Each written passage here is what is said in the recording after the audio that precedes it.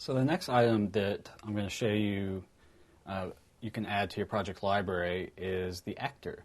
And you can see this would also be a very useful thing to have, especially when you're planning the production and selecting your actors for certain parts and characters in your screenplay. So this pops up right here near the top. Again, it's near the top because these are pretty much the most important things. So you can name it and choose the folder. I'm going to show you one that's already made up in this example. It's made up actor. So this is the actor profile.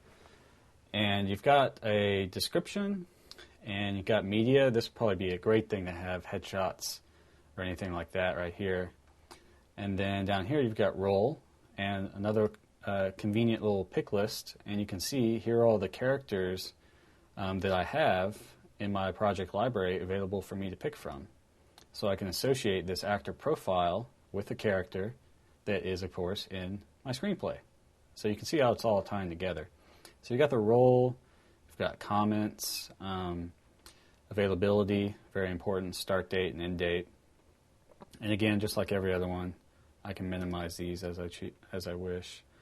Contact information, of course, very important.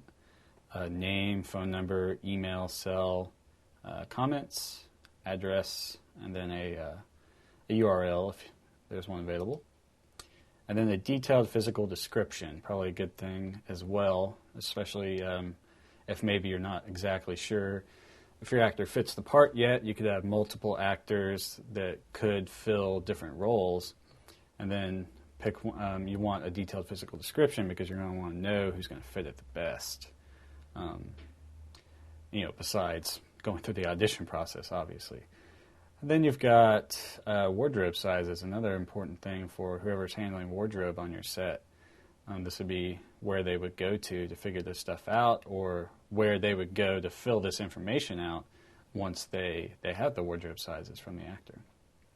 So that's how you add the actor profile item to your project library.